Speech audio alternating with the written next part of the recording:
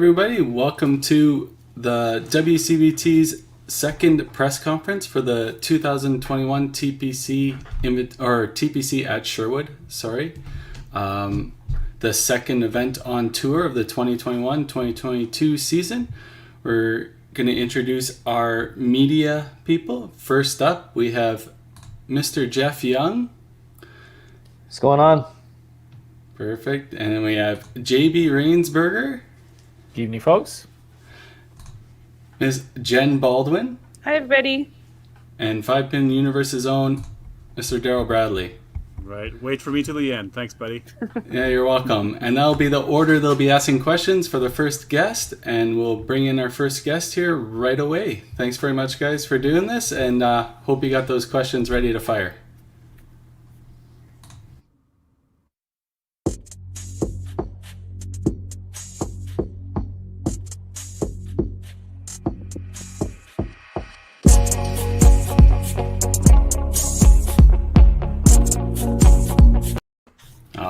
Our TPC at Sherwood representative, Mr. Tim Wiseman. Go ahead, fire away, Jeff Young. Hey, Tim Wiseman, Jeff Young here. Really big fan. Oh, I'm a big fan too. Thanks, bud. Oh, well, thanks, man. So with the success of the Autumn Open, I just wanted to ask what your expectations were for not only scores for TPC, but also number of entries, individual bowlers. What will you deem this event a success? Well, I'll be honest with you, Jeff. I think it's just a success being able to host the event nowadays. We're super happy to have it after a couple of years. I think, honestly, the numbers from Calgary and how they ran it was phenomenal, and obviously it sets the bar high for us. And we're just looking forward to having a safe and good environment for everybody. And obviously our shifts are doing well, and our numbers are looking great. And we're just looking to have a good time for everybody. Tim, J-Brains, not as big a fan, but you're all right. Okay, no big deal. Oh, come on. Building a little bit on Jeff's question. So obviously you've had this long break in between events at Sherwood.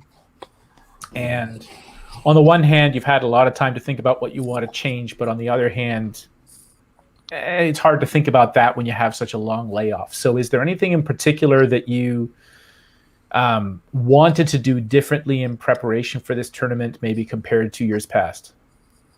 Differently. I can't speak for the committee. Maybe on a personal level, maybe a different Sunday format. Right? We have the same format as Regina, and I know Carrie would love to have a different format. But that being said, I think right now, like I said, we're just focused on running the event successfully and being able to host the event on a health-wise properly and safely. And to be honest with you, I think 3 months ago, it was still up in the air a little bit if we were going to host it. We just never knew with the way the numbers in Alberta was going. And to get where we are today, we're very happy. Tim, also a big fan, obviously. I was going to start by asking who your favorite volunteer is, but we already all know the answer to that. So Mark, yeah. We are. My first question is, where are you going to be posting stats for the weekend? We're going to be posting them on our Facebook page, TPC at Sherwood, and we're also going to be posting them on our website, tpcsherwood.com. Perfect. That was an easy question, huh? Very easy. Thank you. Hey, Tim. Daryl Bradley here. How you doing, pal? Are you a fan? We didn't need to go there. Don't worry about that. We skipped over that part. Okay. Hey, can you chat a little bit just about what it means for Sherwood Bowl to be in the mix of these prestigious tournaments on the WCBT? Obviously, there's been some previous centers that have hosted it before you in the Edmonton area, dating back to Bonnie Doon, Rose Bowl, Collingwood, of course, TPC, and now Sherwood. Obviously, it's a pretty prestigious thing. And what does it mean for Sherwood Bowl to be hosting this year? Huge. I can speak on behalf of obviously my family, our staff, and I think all our bowlers that participate and our volunteers. We take a lot of pride in the event, and I think in a way, we like to have a little bit of bragging rights as well with it, and we like to have the best of the best. And for us to be able to host something like this and give it to the best event to Western Canada or Canada in general, and to our local bowlers to come out and view some great bowlers. We're very happy to do that.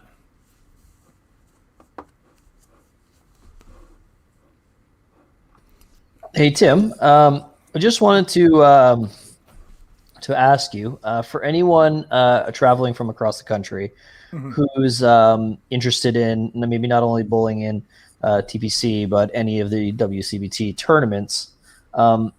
What advice would you give them, maybe planning wise, or who to contact, just so that they can kind of have a branch extended to them to find that avenue?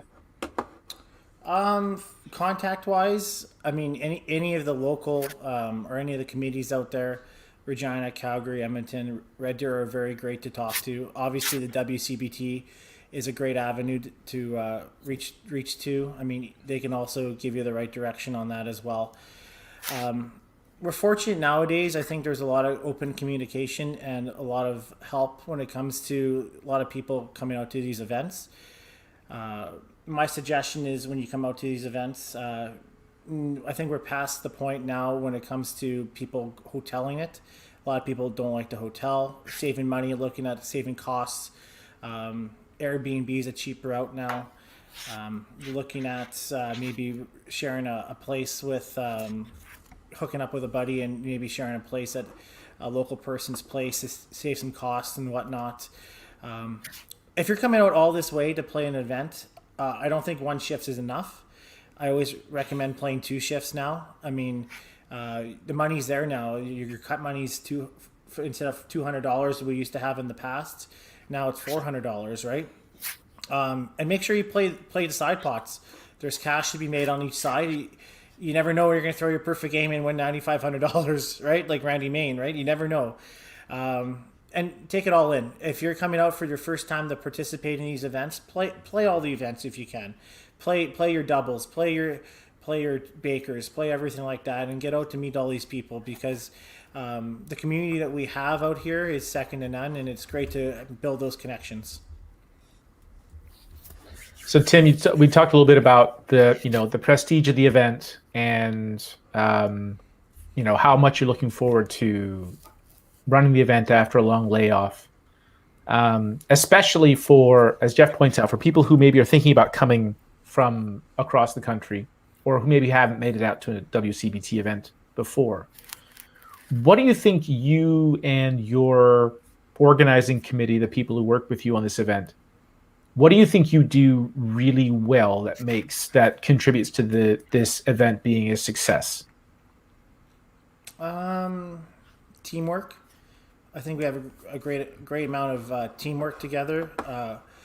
Not just that. I mean, it takes a lot of planning, and I know a lot of other committees out there with the rest of the WCBT. It doesn't just take one weekend or a few phone calls. It's a lot of planning, and we're super fortunate with that.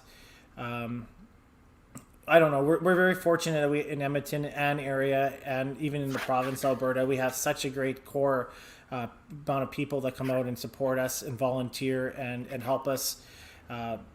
We have to thank those people more than anything, because I don't think the prestige of the event wouldn't be there if it wasn't for those people. Yes, I think that was a great answer to that question, Tim. We are lucky to have who we have out here. One of the questions I was given actually to ask you is what are the current lane conditions like at Sherwood Bowl? Well, right now we haven't oiled them yet. We'll oil them tomorrow morning. And I promise you they won't be as sloppy as it was maybe last WCBT. I will call out Mark Miller on that one. If it is, well, I mean, give me a hard time. But we're obviously the lanes we oil, and we won't be touching them after tomorrow morning. So the way they are, they're going to be drying out, and then obviously more movement will be happening on Sunday. And if any of you guys know about us at all, we actually cleaned some pins today. So first time all year, just for you guys. We cleaned up the whole area for you, just for you guys. Well, that's nice to go and change everything completely as people have been playing on it for the last couple of months. So Oh, I'm sure people are looking forward to that. Good job, Tim. Hey, it can't hurt your bowling by any means. Yeah, yeah, thanks. Hey. But on that note, there have been some really good scores out of Sherwood this year already. Yeah. Can you share some of those highlight scores or some of those local players that are playing in leagues, just to get people jacked up about how high scores are potentially going to be? Who's playing really well out of Sherwood Lanes? Yeah, for sure. Obviously, number one bowler in the country right now, or on the tour, is Dexter.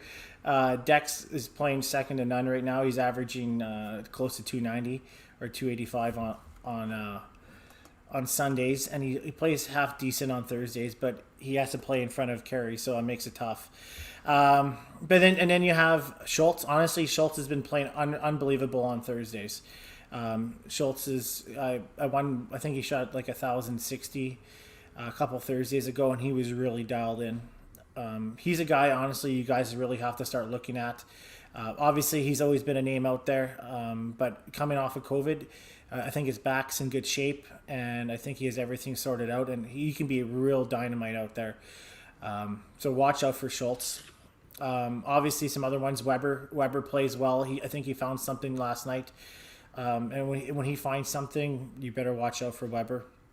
Dark horse, I'll have to say one of my local kids out here. He shot a perfect game back in 2014, Jordan Schutz.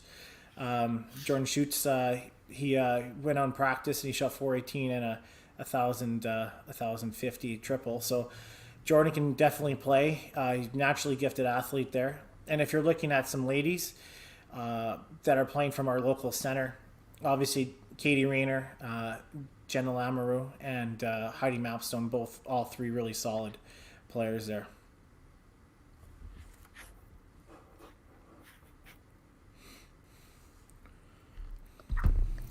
All right. Is that all our questions, or do you guys have one last one here for Tim before we let him go?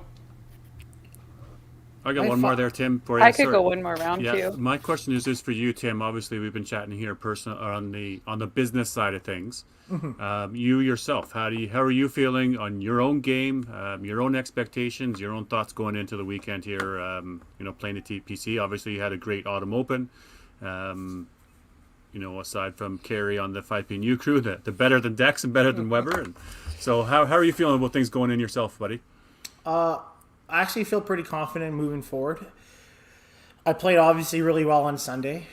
I'm actually excited to play. I'm really excited to play. Obviously, a little nervous to play. And I mean, if you aren't nervous, I don't think. I think you shouldn't be playing, because if you're not nervous, that means you don't care. In my personal opinion, right? So.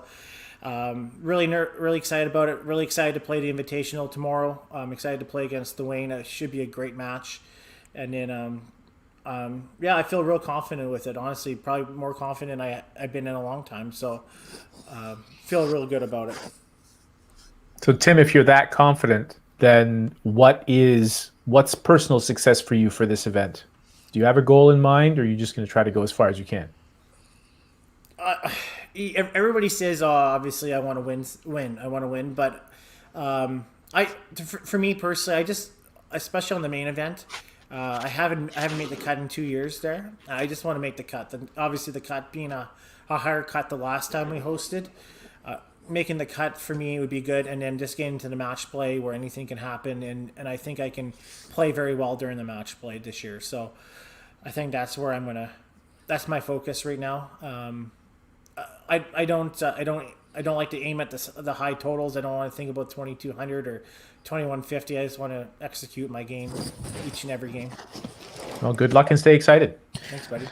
So then what do you say, like, with your confidence, is there a challenge of being one of the hosting committee members and bowling at the same time? And then on that, you were mentioning numbers. What is your projection for a cut? Personal projection. I still think it'd be around the 2200. I think so, or 20. I say 20. I said 2200 on podcast, so I have to keep that number, even though I think even though I think it could be lower now with the amount of people. But scores have been really good this week. I think it's a huge challenge. I think it's a huge challenge for anybody that's part of the committee, and Carrie can attest or anything like that, working or volunteering and running back and forth. But that being said, I'm super fortunate to have some really good staff and some good volunteers. And I have to say, like, if you guys don't know who he is, you guys are going to meet Chris this weekend. And Chris is a rock solid staff member for us. And if it wasn't for Chris, I think we'd be a little bit more paranoid about running the weekend. He's super good about that. So for us, we kind of grew up and lived through this before. So if anything, it's kind of helped our mental game over the years. So I think we're going to be okay. Well, perfect. Thank you very much, Tim, for being a part of this, and we wish you all the best of luck at the tournament and running a successful one. Yeah, thanks, guys. All right, so our next guest will bring at 6:50. Thanks.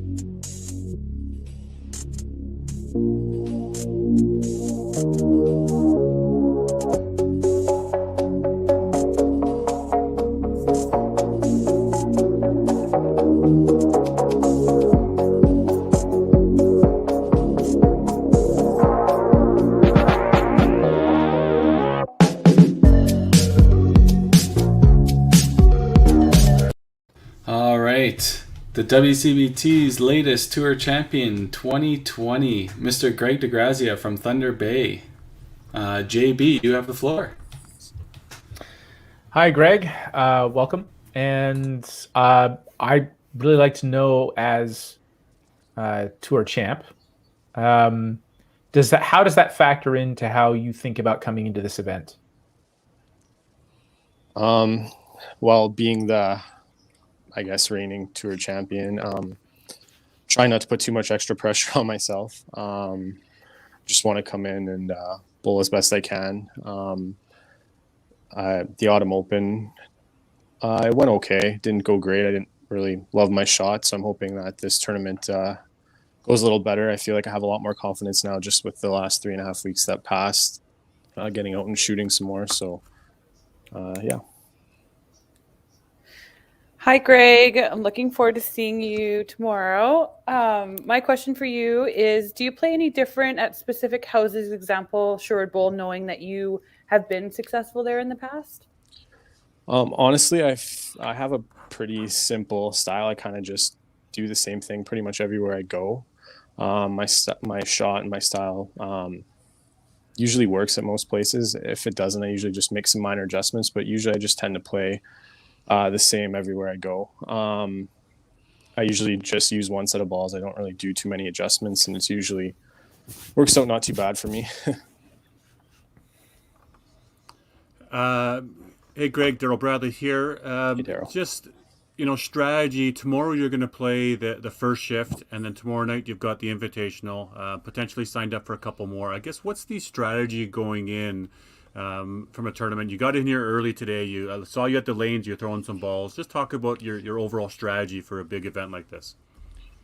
Well, tomorrow, hopefully I'm going to start, strong, hopefully have a good shift. I think that's really going to set the tone for the invitational.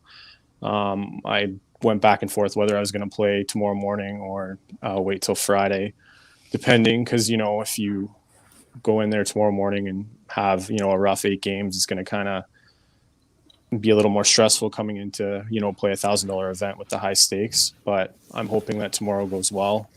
I can shoot a good enough score that I'm comfortable to sit on, and that kind of gives me some confidence going into the invitational.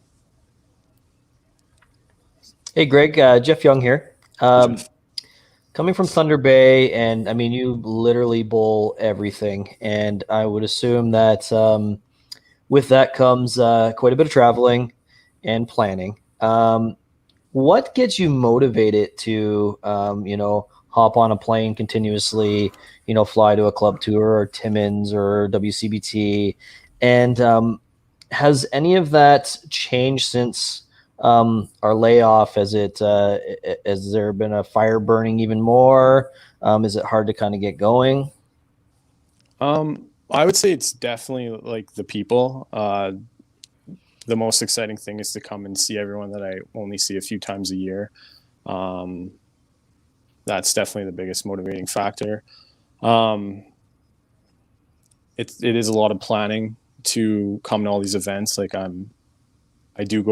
play pretty much everything. I'm not as fortunate to just, live and drive a couple hours to each of these events. I have to actually plan and book my flights and book time off work and book hotels and find people to travel with. Cause I can't really go by myself and just spring for a hotel, just, all on my own. I mean, that just makes this event really pricey. But yeah, the people for sure. Since the hiatus, I just feel like I'm even more wanting to get back out into it. The Autumn Open was great. It was great seeing everyone. Some semblance of normal was nice. I just feel like I'm just really happy to be back in it and ready to compete. So, Greg, apart from the motivation side of things, what have you noticed any difference in how you prepare, whether physically or mentally, for these events? Has anything changed with the layoff, or have you kind of felt like, as you mentioned earlier, wanting to get back to normal? Has your preparation pretty much been now what you've been used to, or has anything changed for you? Well, going to the Autumn Open, my body was definitely not used to bowling that many games. I haven't been able to get out practice as much the last year. There hasn't really been too many events going on, so not that much motivation to get out on the lanes and compete. The Autumn Open really was an eye opener that I can't just not prepare and think that I'm going to do well. Like, I ended up okay, but throughout the whole tournament, I didn't feel good. Like, my shot didn't feel good. My balance was off. My leg was sore. My fingers were ready to pop. I had blisters. Just over the last 3.5 weeks, I've been just trying to get out more. I finally feel like I have some calluses on my fingers again, so that definitely helps. I even just started like stretching more and doing some things to kind of like build up my energy and stamina for this event coming up. Along those same lines, Greg, is there a rhyme or reason why you decide which shifts to bowl? No, not really. If I'm traveling all this way and I'm paying this money, I'm gonna bowl them all if I have to. Right. I don't come here to just sit around. Like if I'm here, I'm gonna bowl everything and anything because that's why I'm here. Right. Greg, what does a successful weekend look like for you? Obviously, the first shift tomorrow, again, the doubles event Friday night, the invitational. At the end of the weekend, when you look back at this, what do you declare a successful weekend? Well, of course I want to do well, but for me to have a successful weekend, I just want to enjoy myself. Reconnect with people that I haven't seen in a while. Just at the end of the weekend, just I can say that I had a good time and enjoyed myself. Success on the lanes, obviously making the cut. It's definitely getting harder and harder to make the cut these days. I mean, everyone's just phenomenal. The entries are going way up. There's a lot more competition. I remember, I think my first cash tournament I ever went to, I think I was 13 years old. I went to the Manitoba Open, and there was, I don't know, 80 or 90 entries, and like maybe 80 made the cut. And now it's like you got to shoot 2,200, and that's really not an easy task. So I think just making the cut is, great. I'd love to go deep. I'd love to win, but as long as I can say at the end of the weekend I had a good time, I think that's a successful weekend. Greg, with having a pretty extensive bowling resume already, maybe not in the short term, but what sort of I guess future goals are going to make Greg DeGrazia satisfied as a competitive bowler? I don't think I'll ever be satisfied because I just want to keep going. I just want to keep competing. Like, everyone talks about building a resume. I don't really look at that. Of course, I love to get the wins, but I just want to be able to keep competing as much as I can for as long as I can. I mean, it definitely feels great to do well in a tournament and add to your resume. But, I just want to be able to keep coming to these tournaments and do the best I can. One goal is I would like to get into Masters. I don't normally play Masters. It's a little difficult in Northern Ontario. Just the way they run qualifying, it's just with our big geographical area, it's just kind of difficult. So I'm hoping that maybe that'll change down the road and I can get involved in that. But yeah, I just want to keep competing for as long as I can. Sorry about that. Well, perfect. Thanks, Greg. We will bring in our next guest here shortly, and we'll see you out on the lanes tomorrow, and good luck. Thanks, everyone. Thanks, Greg.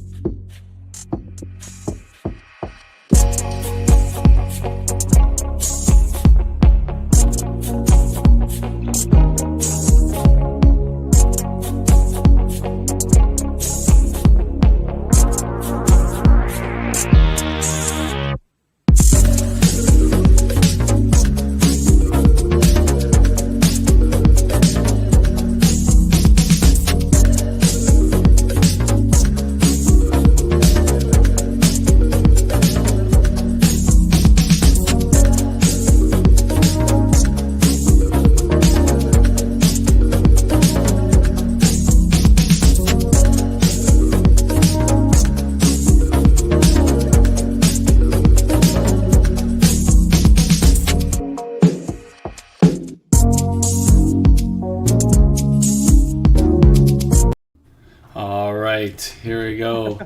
Dexter Wiseman, the 2020 Player of the Year. Was that a little startling? Did you not know we started right at 7 o'clock for you? No, it's not that. It's just that it's always just like straight to your big face, and I'm not used to that. I was like, holy shit, that's me. Jen Baldwin, you're up first. Hey, Dex. Hey. So I have a few questions for you. The first one being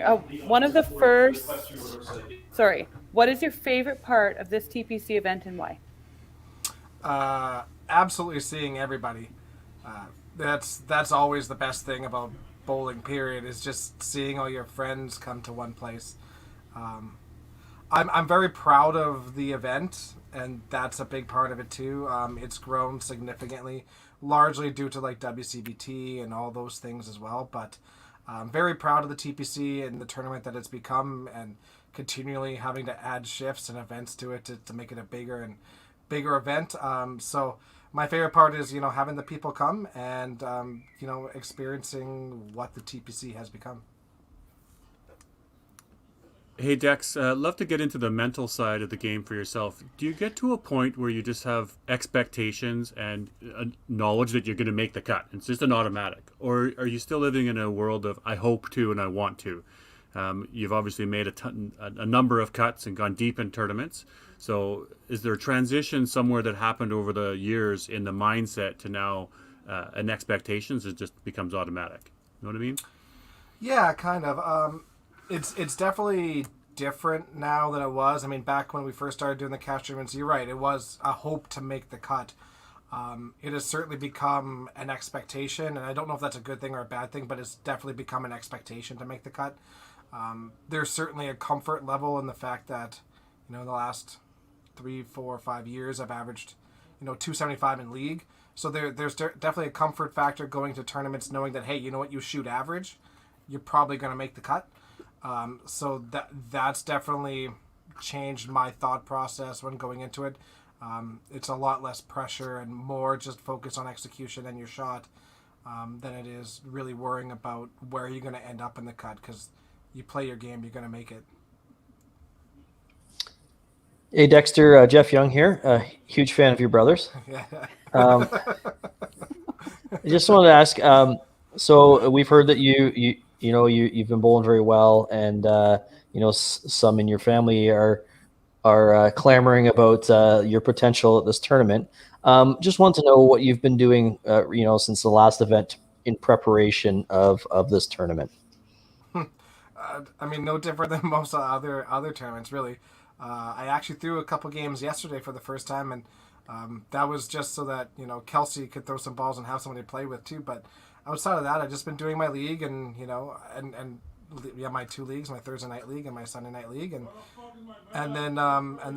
just doing the 5-pin U stuff really makes a big difference. Just keeps your mind mentally engaged into the game all the time. Doing the interviews and speaking about the game really keeps you sharp, which is odd thing to say, but it is true. Hi, Dexter, JB. Big fan. So, yeah, about that, you mentioned about how your peripheral might not be the right word, but peripheral involvement in the media side of things maybe helps you stay a bit sharp. Coming off Player of the Year, sort of riding this wave of success, do you start to feel a little bit like maybe you're trying to hold on to this success, and that do you have any worry that suddenly it's going to go away at some point, maybe years from now? Do you notice yourself sort of trying to cling to keeping your status, or are you able to put that out of your mind? Yeah, not really. I'm hoping I'm at an age where success will, follow me for a number of years yet. Maybe not to the degree it's at the moment, but I'm hoping that to have success for at least another 10, 15 years. So you still feel the invincibility of youth? Yeah, I mean, I guess the youth of bowling. I mean, it's a game that you can play until you're 80, and we have some 70-year-olds coming out to the TPC. So I guess in the scope of the bowling world, we are still definitely on the youthful side. So no, I don't really think too much of it. I mean, obviously the number 1 ranking does have some impact, but it's more of just a friendly competition between me and Weber, and some of the tit cats and stuff. It's just something else to push each other, but I definitely don't feel the pressure of trying to keep that ranking. That's my turkey dinner waiting for me. You better bring me a plate of that for tomorrow. But being the one that actually does most of the maintaining of the lanes, would you agree with the comments your brother made about the current conditions at Sherwood Bowl?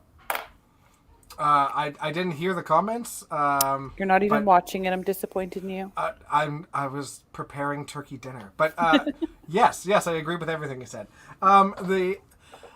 I'll be honest, the machines have been a challenge over the last month. There's been a lot of work involved. There's been a lot of really weird anomalies. But the good news is we've rectified them. It's been a lot of work, but we've gotten there. We'll do our oiling tomorrow like we normally do.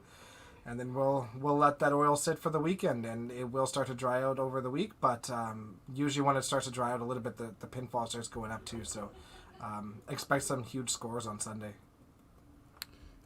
Dexter, for yourself, what bowling balls and what line do you envision when you start thinking about yourself throwing shots? Where do you feel like you're going to start off playing, and what bowling balls will you be using? So I'll be playing the far right to start for sure. That's kind of been my home base for the most part, unless something goes south. I will move around to the middle or to the left if I have to, but for the most part, I've been playing far right. I'll be starting with my Cyclones. They're pretty small. They're 4 7/8, 3/6. If those aren't working so good, then I'll end up switching to Comanches and old duck pinballs. Orange, hard as hell. But they're 4 7/8, 3/7. I've been throwing a lot of the lighter balls lately just to get a little bit more deflection, and it seems to be helping.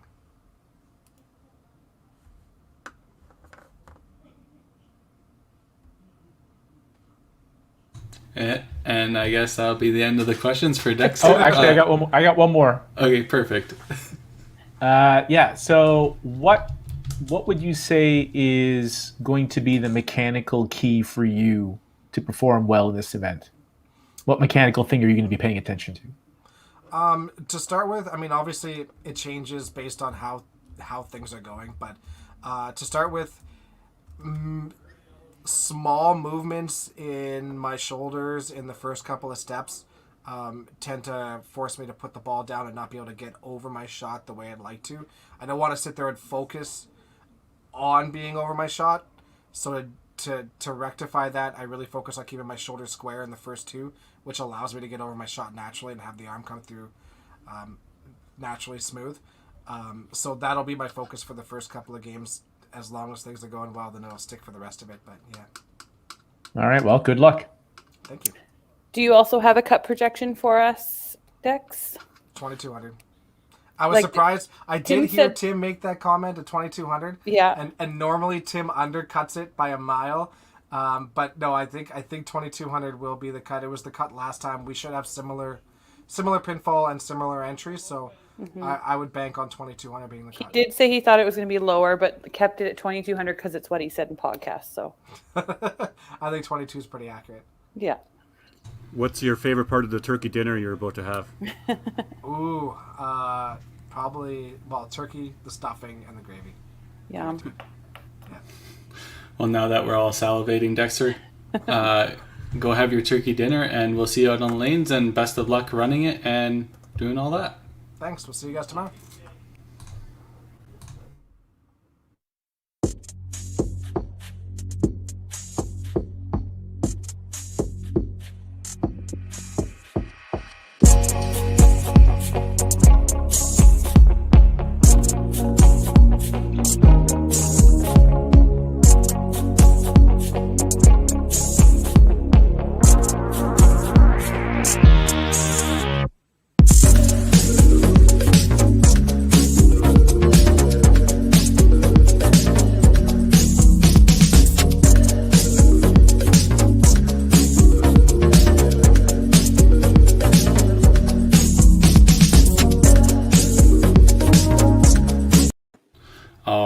We have the 2019 Masters Men's Tournament Singles Gold Medalist, Cody Laycock, originally from Toronto, now living out of Oakville. I do believe Daryl has the floor for Cody. I do, you betcha. Cody, good to see you. Welcome to the show, and I know we didn't see you here at the Autumn Open, but I guess my question is, what sort of a statement are you looking to make coming into the TPC? Are you looking to come in guns a-blazing, you're going to start to play the shift Friday morning, bombs away, or are we looking to sort of get used to it, feed in, throw some warm-up balls? What's the first impression look like for Cody coming into this weekend? I mean, the plan is to always make it first shift, but it's a goal everybody has, and it's not always the way it works. It's my first time at TPC, and I I hear it's a really good scoring house, but you never know what to expect on any given day. So just go with the flow, see what happens, and hopefully the pins will fall my way, and I don't have to play too many games before the cut and play down. So that's the plan, and we'll see how it goes. Hey, Cody, Jeff Young here, huge fan. Just wanted to ask you, since we've had kind of a layoff this last little while, where's your game at? Have you been putting a lot of work in on the lanes? You just kind of going with the flow and doing your thing, or where are you at? I guess physically and mentally right now going to this tournament. Yeah, I wish I could say I was feeling really good, but it's been a rough start to the year for me personally.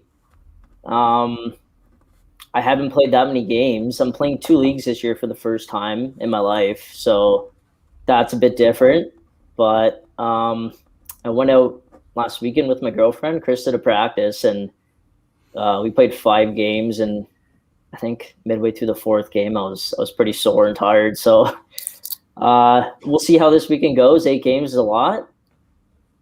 Should be okay, and hopefully things go well. Hi, Cody. JB Rainsberger. Good to see you again. It's been a while. Yeah, man. So you have a pretty intense style. You're pretty demonstrative out there. How do you regulate that for yourself? How do you know when you're just right at the level of intensity you want to be, and then maybe going a bit past it? Good question. I try and focus and not wander off too much and socialize as much as I probably should, because there's so many awesome people out there. But I don't know. I try and just play my game, and I don't get too animated. That's the one thing I don't like to do. I don't like to get, the claps and the running out the shots and stuff like that. I like to stay kind of even keel. I find that's the best way to go, and it just kind of keep that same level, and hopefully ride the wave, and just stay at that one pace and get going. Yeah, it's funny because it looks like the slow burn from my perspective and watching it. Looks like that's what's going on inside you. Do I totally have that wrong? Oh yeah, no, I'm not as intense as I look. I guess I just try and focus. That's all. Thanks. Hi, Cody. Jen here. Big fan of your girlfriend, Krista, actually. I don't know a lot about you myself, you're from Ontario. Have you competed in many of the club tour events that way? And what would you do to prepare for TPC as well? Yeah, I play all the there's two club tours a year that we have here, and I play both of them. I played them since I was in YBC. They've recently changed to a similar format where you play 8 games, and then it's a 3-game match play now. It used to be 2, so I like that a lot. I love the 3-game match play. I haven't done much preparing for this one, unfortunately. I wish I had bowled a little more, so I'm not too sore or whatever. But just hopefully get rolling and just go with the flow, and that's let the bowling just do the work. Cody, question, what past experience will you draw on then as you get things going? Obviously, Carey introed you as the 2019 Masters Tournament single gold. So is that something that you're going to go back to and say, okay, get into the zone here? Or are there other events that you've played in that you can draw on while you're playing this weekend? Oh, yeah, we have quite a few events in Ontario. We go up to Timmins and play there. It's basically a club tour / WCBT event. And we have our 2 club tours, and we have the Ontario Invitational. We have a lot of good tournaments here. So it's there's a lot of good bowlers everywhere. So the experience is all pretty much the same. You just go play your game. Hopefully you're on. Make an adjustment if you have to, and yeah, it's a grind, but just make adjustments and hopefully you're on your game. Cody, I've witnessed you go on some pretty pretty good runs in tournaments, and sometimes you actually look unstoppable. I'm just curious to know what kind of goes through your mind when you're kind of really feeling it, and what do you think really works in your favor when you're kind of in the right state? I feel like you show up to a tournament relaxed and not focus as much about winning and trying to be perfect, and you just show up and have fun and maybe have a pop or two, and your body just settles into it, and you kind of just like it just takes over. You want to be consistent. Every shot you want to do the same thing. You want to throw the same ball, and it's just about being relaxed and being calm and not being tense, and just the ball just rolls off the hand a lot better. And that's the biggest key to bowling. It's just the repetition, being consistent, the same shot over and over and over. And that's all you can ask for, really.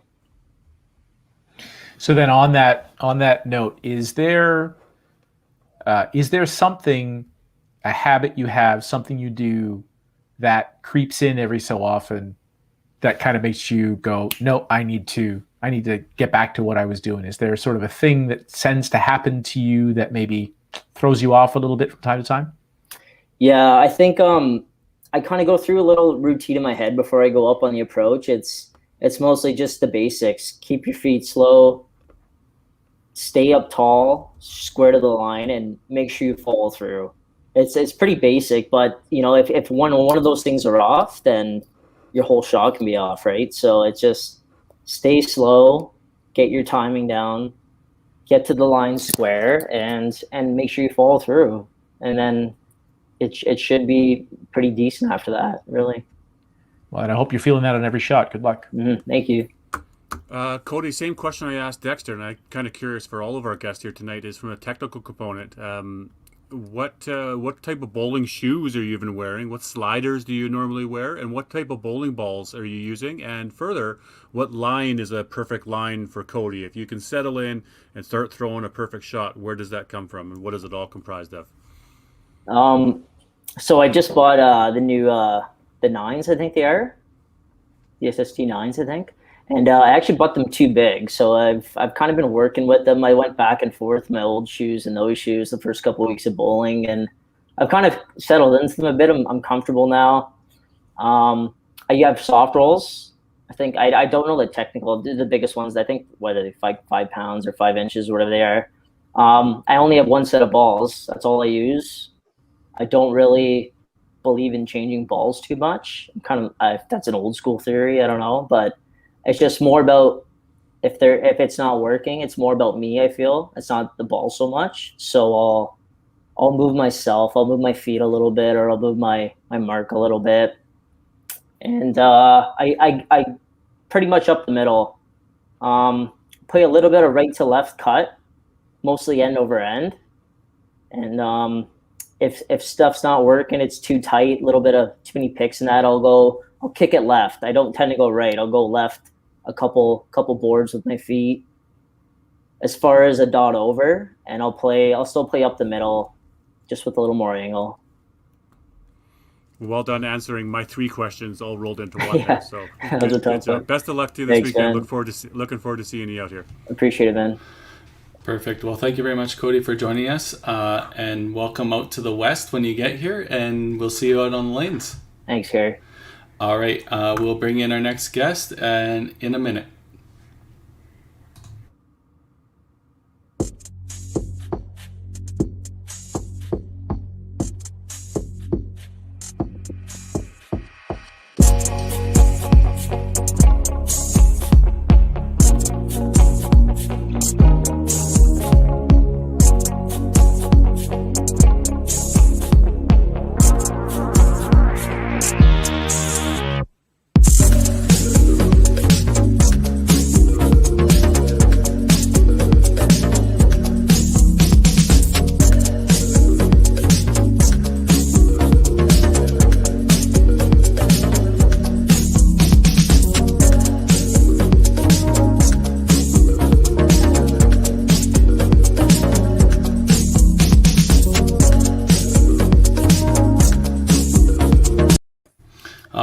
right, we now have Heidi Mapstone. Been a part of the Edmonton scene for a very long time, one of the best ladies around the region, and if not in Alberta, and has finished as high as runner-up on the WCBT at the Heritage Traditional.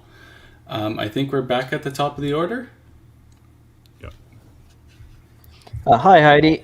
Just wanted to know, with a lot of success with the women getting on the WCBT tour, and you've been out bowling for some years now and competing against the guys.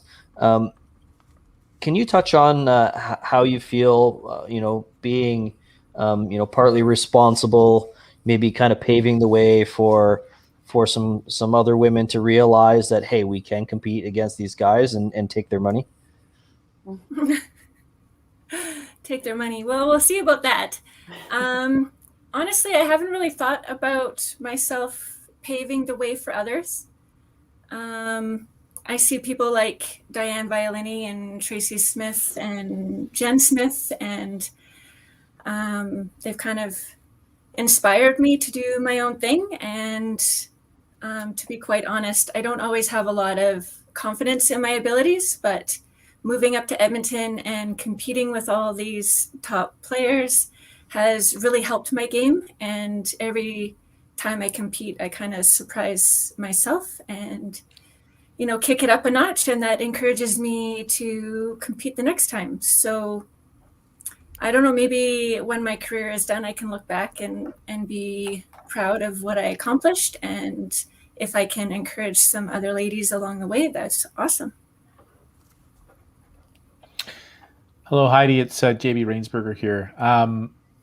So since you mentioned confidence, I'm curious if you feel like you haven't always had as much confidence as maybe you wanted to have, or if you have been sort of sensitive to your relationship to confidence. Is there something that you've tried to do apart from having good results? Is there something that you've tried to do in order to feel more confident, in order to develop your confidence as a competitor?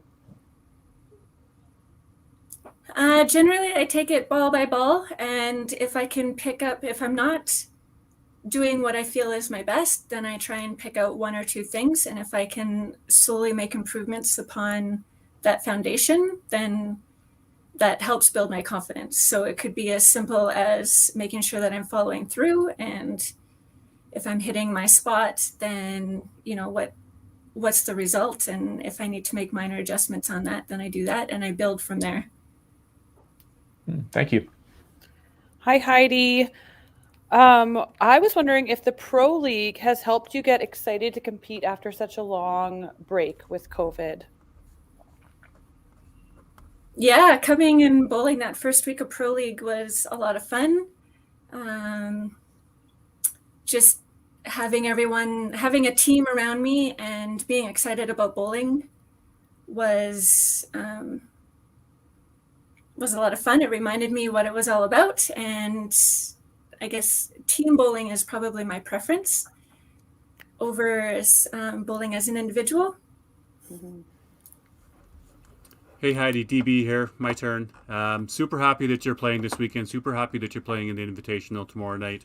You have been playing great this year. Obviously, Masters had a couple of great tournaments. Bowling Sunday night, the league play. We've heard enough about Sunday night, how good that league is.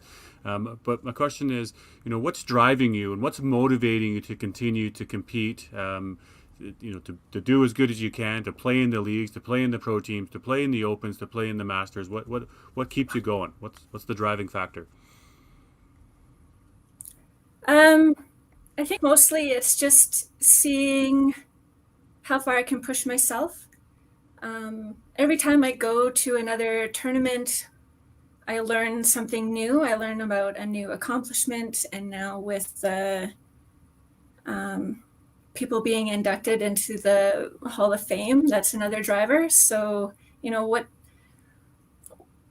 accolades do I need to make to kind of meet that and be inducted myself is a big one. I think winning a singles title has probably got to be in there, but the other side of it is my kids. My kids are bowling, and I'd like to look back a long time from now after I retire and know that I encouraged my kids to bowl competitively. I've learned a lot about bowling and myself, and had a lot of good times. So hopefully they can have those same experiences. Speaking of good times, what would you say needs to happen this weekend for you to deem your weekend a success? I'd like to go deep in the ladies invitational, and I'd like to make the cut. My goal is to make 2,200. I haven't done it yet, but maybe this weekend. So Heidi, you said earlier that you have a greater fondness for team play than for individual play. Is there something that you try to do, especially mentally, when you're competing as an individual, that allows you to maybe have a little bit of that feeling or tap into what you normally feel or get from a team environment that sort of helps you when you're competing individually? Yeah, I didn't really for a long time. I generally, when I was competing or when I'm competing as an individual, I try to block out a lot of the external things that are going on. It just distracts me too much and it overwhelms me. So, but the last few tournaments, I try and pick out one person that I'm bowling with and encourage them like I would a team member. And then hopefully they reciprocate, and it kind of helps get that feeling going. Well, I hope you find your teammate in your first shift, and I hope it goes well. Thank you. Heidi, I've got the last question here for you. What advice do you have for other women that are on the fence maybe about bowling, cash tournaments, or joining the WCBT? What kind of advice do you have to encourage them to come out and give it a try?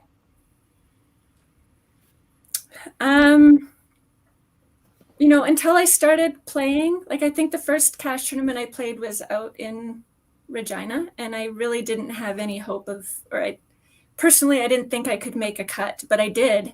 And, that taught me that I can do it. I do have the ability to bowl well. I think as ladies growing up, we're not encouraged as much to be competitive as compared to a guy. So it's just not really part of our mindset. And I am competitive, and I've been trying to embrace that, and we'll see if that does me well this weekend. Awesome. And sorry, Jen, I've got one last one just because I want to make the comment. Is that an original Starry Night in behind there, or is that your own replica version? That's a paint by number that I got from last Christmas. So that was my COVID project when I was laid off from work. Nice work. Well, Heidi, I hope you have a fantastic weekend. You deserve all the success. Good luck tomorrow night, and we'll see you out there. Thank you all. Thanks for your support, and best of luck to everyone else. Perfect, Heidi. Thanks for joining in.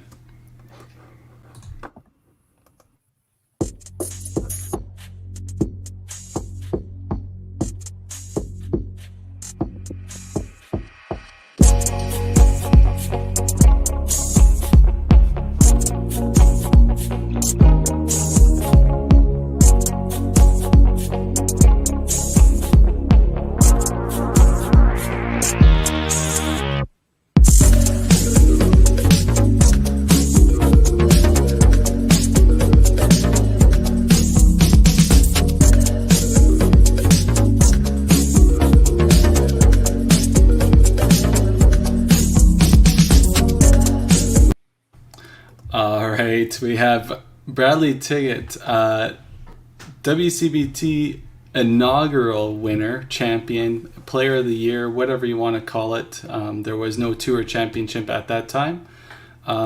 Thank you for being part of this press conference, and we got JB on the clock here for you. Bradley, so we love watching your demonstrative style. You wear your emotions on your sleeve. It's fun to watch. And I'm curious, how do you stop yourself from kind of going a little bit past intense to being a distraction for yourself? I don't know really how to phrase that in the best sense of the words, because for me, I never really feel like I've gone almost too far. For me, I've always thought if I play at 100%, that means I've got nothing left to give it. So I can't blame myself if I come up short, and that comes out in emotion in me as well. So I don't like, that's all knee-jerk reaction. It's not me trying to make a show on the lanes. It's pure emotion and drive into whatever I'm doing at that time. So you've never had the experience of thinking of yourself as distracting yourself. It's just always whatever happens. Feels good. No, pretty much. The only time I could think of anything would be playing Masters Nationals in Quebec. I ran out of strike and did the whole yell, my normal 2 bits. And then I felt everything kind of go dark. I'm like, maybe I'm a little bit too warm at the moment, but that was 33-degree weather and humidity that I'm not used to out this far west. So I don't know if that was the emotion per se or the environment. Thanks. Welcome. Hi, Brad. Jen here. Carrie kind of stumbled over how to describe your title from 2016. And you and I have had this conversation, but does it light a fire for you to have a title under your belt with the newer format since we changed it?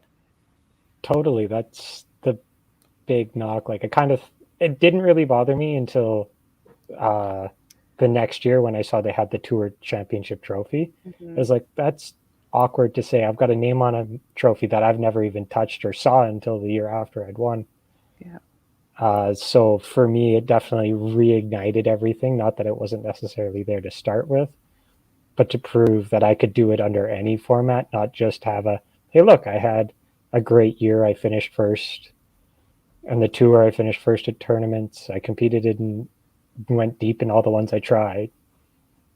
So definitely has been a driving force since then, and especially with Ty winning one since too, to try and get my name back on there.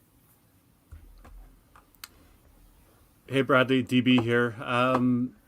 Love watching your game. You know, the fire, you can clearly see it's there. Getting yourself pumped up is really cool to watch and fun watching you throw strikes. My question is now, I see that you're into the Invitational tomorrow night. A quick change up. How exciting is that for you now to be front and center, getting after it first thing for the Invitational Thursday night? I'm pretty pumped. I mean, after playing as well as I did in Calgary and then again at our Masters here in Alberta the week after, I know my game is at least close to where I want it to be. And then I get to play Dexter, which I mean, play him tons, and it's always a good match. So that enthuses me about it too. Hey, Jeff Young here. Just wanted to kind of touch on being, as Carrie would say, the inaugural bowler champion of the world for WCBT, and watching, say, the WCBT flourishing over the years. What do you think has playing on a tour like WCBT done for your bowling career? Or how has it made your game better that you can apply to, say, Masters or the Open or something like that? I would say the first year after I won the tour, I had to relearn a lot of things because I felt like it should just happen. And at 18, that definitely was not the case anymore. Had a good year and had to reteach myself a couple things. But since then, the biggest thing I've taken from it is not to be afraid of the moment. In YBC, I struggled a lot at provincials. I only made two, like for the caliber of bowler they always told me I was. I only made two YBC nationals before my last 3 years, where I had kind of figured out the mental side of the game a little bit better. I'd only made two nationals, so I was kind of getting afraid of the moment of like, can I actually compete? Can I win these tournaments? And then to have a year like I did when I was 17 taught me I could actually do it, and then learning how to interpret that into any bowling situation. So Bradley, on that score, you're soon going to be entering the stage of your life where you can begin to accumulate real wisdom to help go along with your ability. Have you started to notice changes in your mental approach to the game that are the kinds of things that maybe you might attribute to just, not being a kid anymore? To a degree, it's kind of twofold. First was I finally graduated university, so now I have the stress of working, going to school, trying to compete competitively, doing all of that, and getting like your initial adult life kind of put together out of the way, so I can kind of focus a little bit more where I pick and choose to, instead of having a list of 900 things in front of me I need to do. And then honestly, COVID was really good. I think my mental game, I'm not going to say I'm a reformed man. I still have my rage inside of me every once in a while, but I'm not as self-deprecating as I used to be. Like, it's a little bit of like, hey, quit being a dummy, go throw the ball properly, instead of, hey, you're a dummy, you don't deserve to be at this tournament, go do stupid things. And can you point to anything that helped you sort of, apart from the break, did a light switch go on? Did you read something? Did some thought come to you at 4:00 in the morning? Like, when did you start to make that move from, hey, dummy, you don't deserve to be here, to, hey, dummy, you know what to do, now go do it? Again, twofold. I read a lot of fiction, but one of the few nonfiction books I've read was the Mind Gym, I believe it's called. I forget the author's name. Yeah. And that was quite useful as like a imagery and prep work thing. And then I finally got to a point where I felt with bowling that I'd proven to myself, hey, look, I need 1,000 for 3. I've done it. Now I can't even tell you how many times I've thrown 1,000 for 3. Go do it. You know you can. Instead of, hey, look, you need 1,000 for 3. It's statistically unlikely to happen. So go find $200 and do something better with yourself. Hey Bradley, what defines a successful weekend for you? Where at the end of the weekend, when you look back, you made the cut, invitational, the doubles events, the side pots. What defines success for you this weekend? First one would be to try and win my invitational match. I've played one time before at the TPC Invitational and did not play very well in the first round. So I'd like to at least play well and win that match. And then making a run. I'd like to come off the Autumn Open, played well there, have another good run here and see how that goes. I mean, traditionally TPC has been my most consistent house. So hopefully I can channel a little bit of that again and make another shot at it. I've been close a couple times. Be nice to get over the hump. And technical question, what bowling balls are you using? I'm going to start with a set of 4 and 15 16 310 soft rolls, and if things go sideways, it'll be 4 and 7/8 hard rolls. So big and heavy to start. Yep. Perfect. Well, thank you very much, Bradley, for joining us in the press conference, and good luck tomorrow in the Invitational, and good luck in the main event. Thank you very much. You guys have a good weekend. See you there. All right, we'll bring in our next guest at 7:40.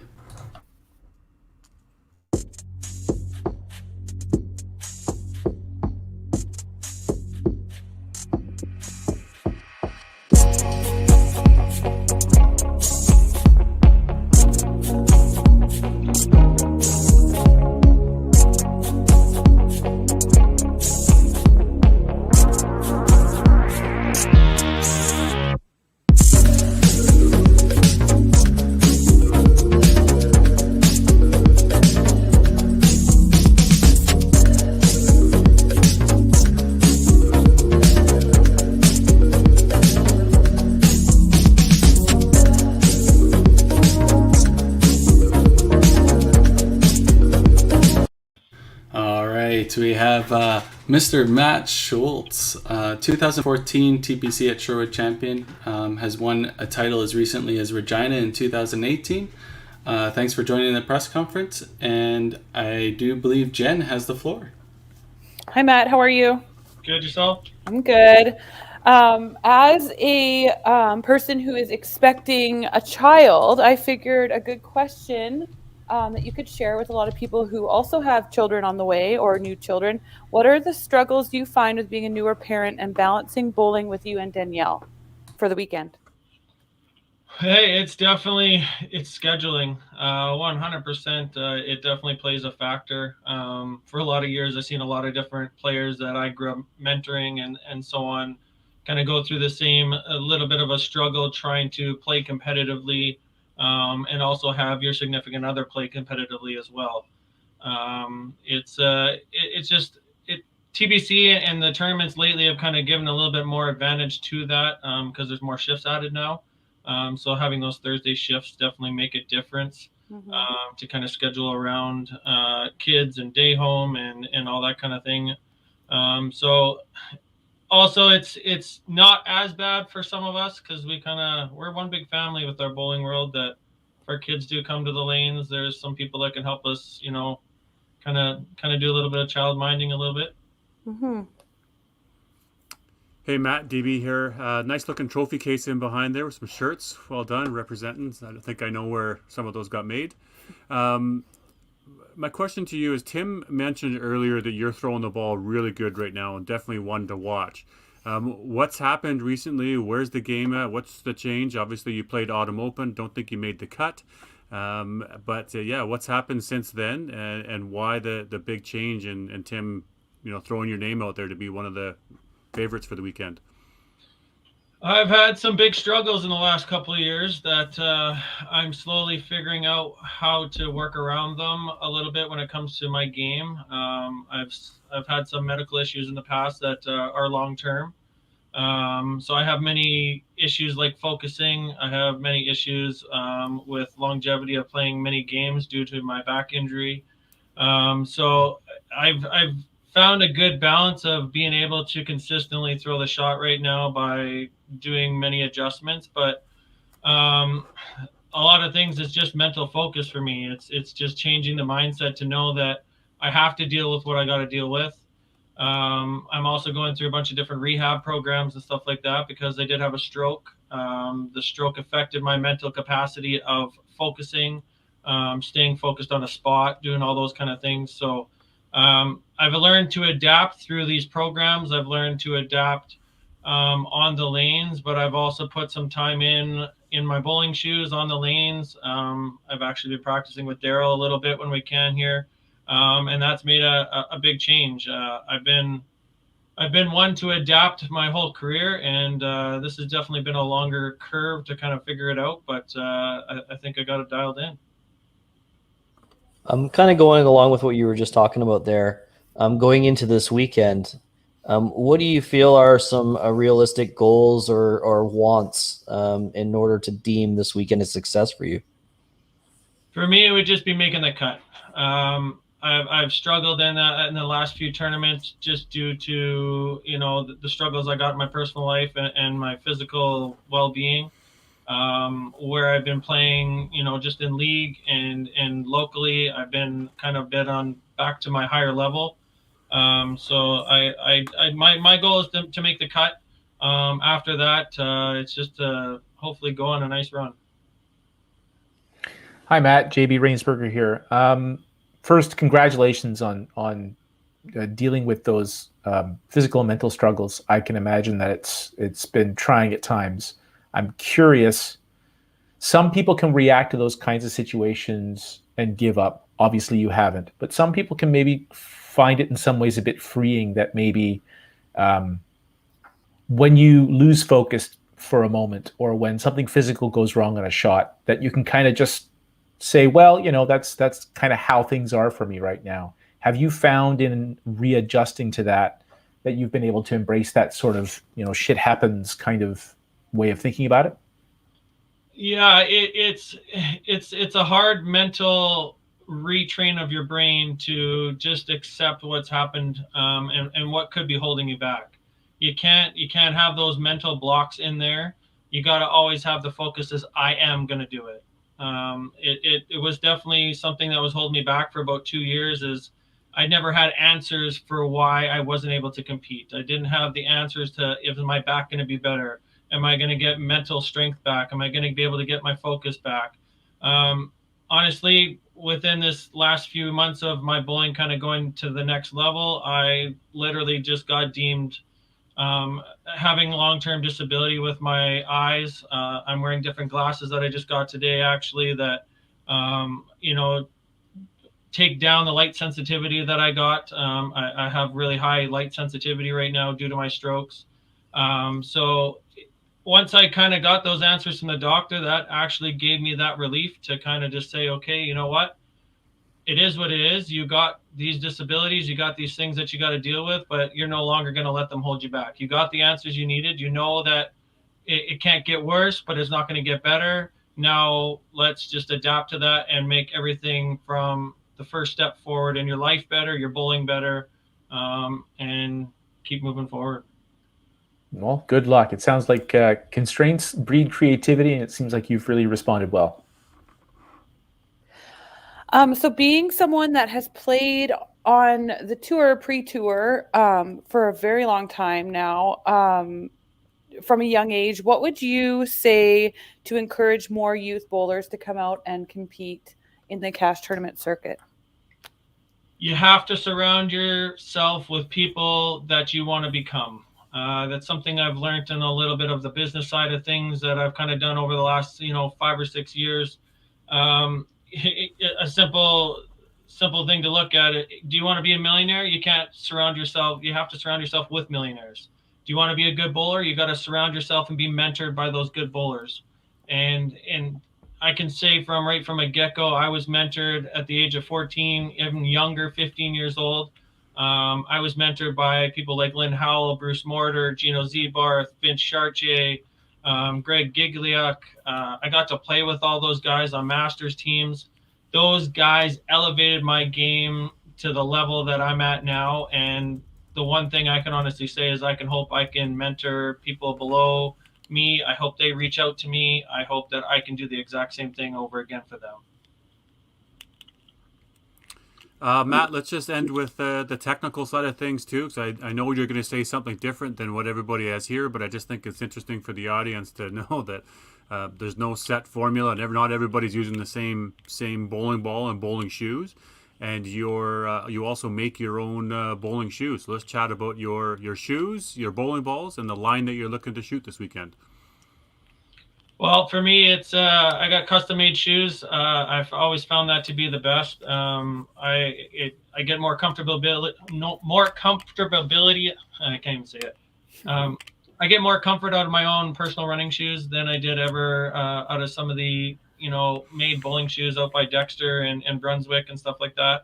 I'm able to customize them in a way that they don't wear out, and I found good success with them, and then also on a price level, they're just a lot more cost effective.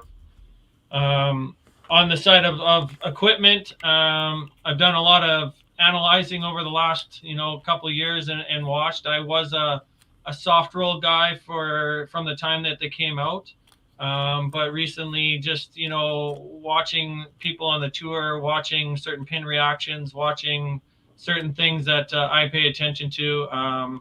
My scores have elevated themselves in the last couple months, switching to star lines. So I'll be throwing a 4 7/8, 3/8 star line. I only throw one on a regular basis. I never have a second ball.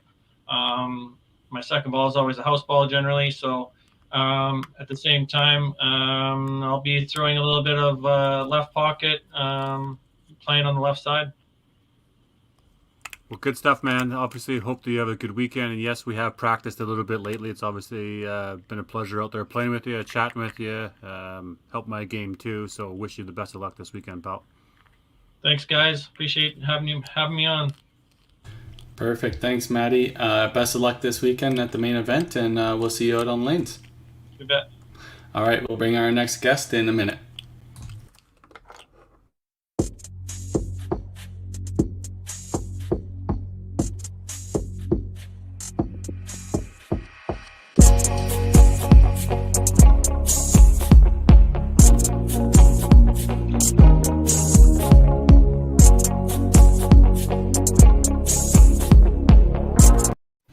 All right, we have the 2018 TPC Ladies Invitational Champion, Katie Rayner from the Edmonton region. She's been a part of the Edmonton Ladies teams in the Open for a very long time, and we're we're happy that she's joined us on this press conference.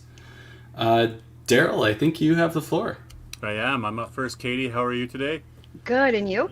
I'm doing good, thanks. Hey, I know that you're also part of the pro team. Carrie didn't mention that, part of the Dream Cushers, which is great to be the female on the representative on that team, Caitlin as well. But my question for you revolves around confidence. Are you feeling confident? You know, you've obviously won recent tournaments. You're playing really well in league. Definitely somebody to be looking out for. But yeah, how's your confidence feeling right now?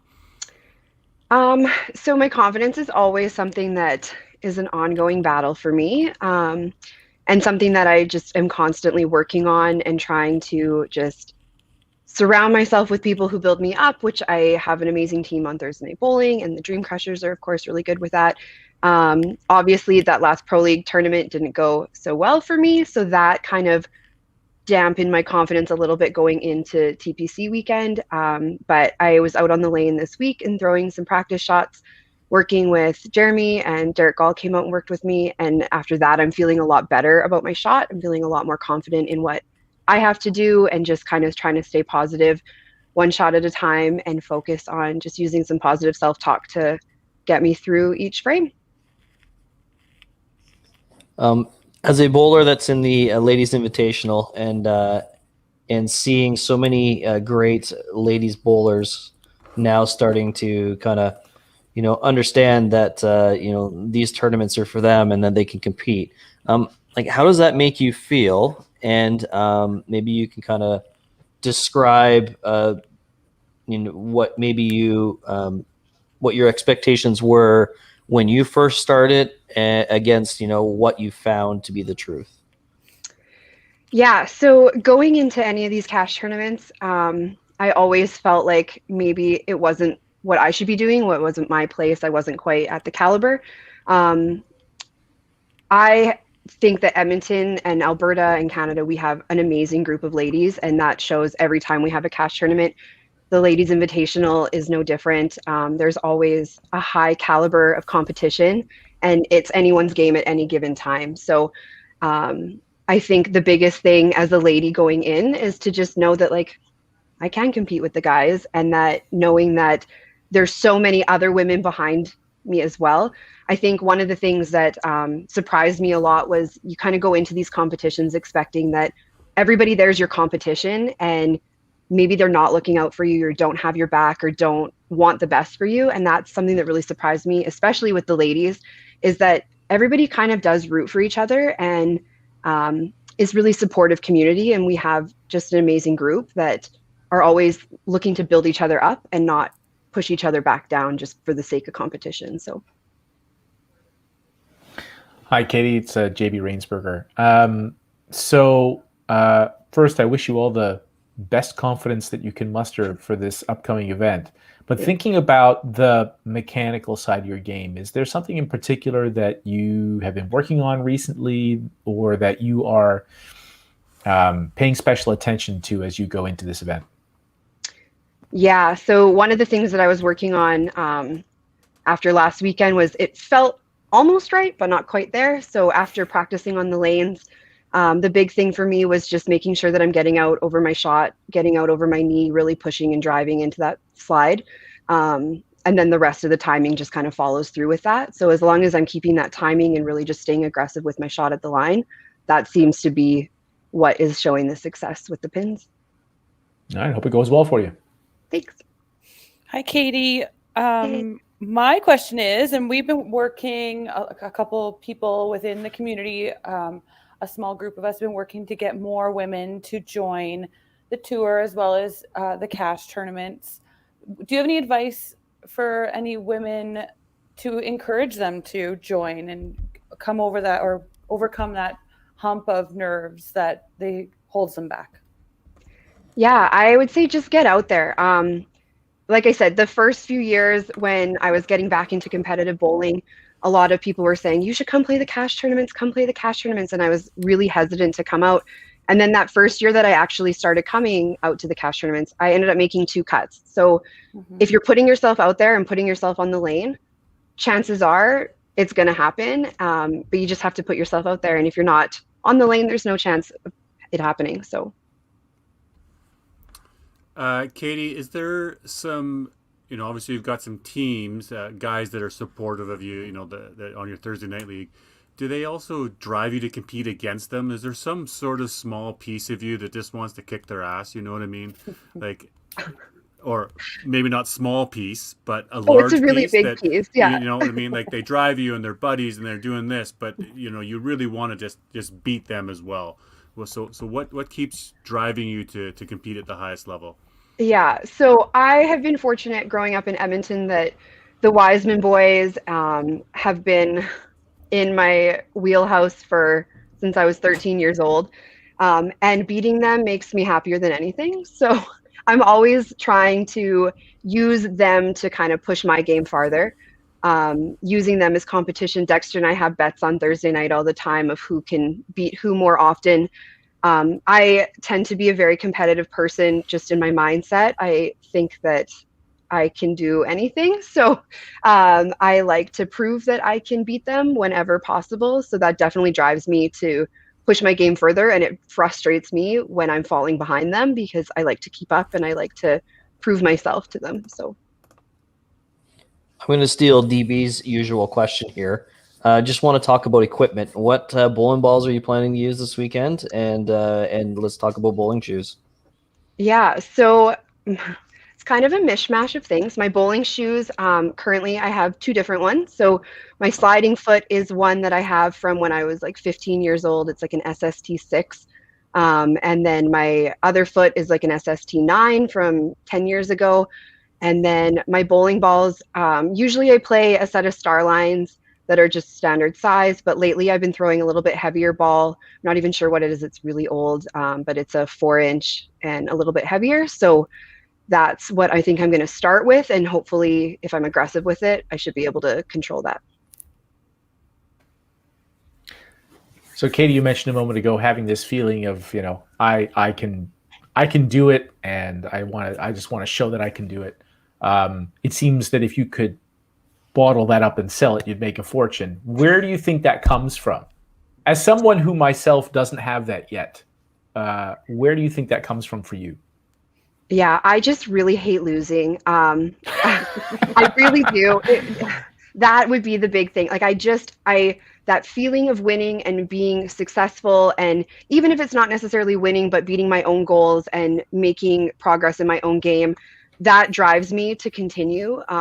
Sometimes that confidence of I can do it is a lot easier when it's just for fun on Thursday Night League, and it's a lot harder to channel that in a high pressure tournament situation. So I'm always looking for opportunities to be able to channel that energy into a tournament situation. But it's just that drive to better my game and to better myself and to better and like get some of those accomplishments under my belt and set those goals and be able to meet them. What do you say to somebody who thinks, like me, that, oh, it's unrealistic for me to be that confident. I couldn't possibly do that? Honestly, something that's always stuck with me, Darren Rich from BC once told me, at this caliber of bowling, when you're coming out to cash tournaments and playing national tournaments, we're all the best on any given day. Anybody can be beaten on any day. So play like you're the best. That's what he told me is you're the best today. Go out and play it, show it. And so I try to channel that and like continue to tell myself I'm here for a reason. We're all playing cash tournaments. We're putting our money in because we have a reason to be here. And so channeling that energy of I'm the best and I'm going to go show it today is what I try to do. I look forward to seeing you be the best then. Have fun. Thanks. Perfect. Thank you very much, Katie, for joining us. Best of luck tomorrow in the Invitational, and we'll see you out on lanes for the main event.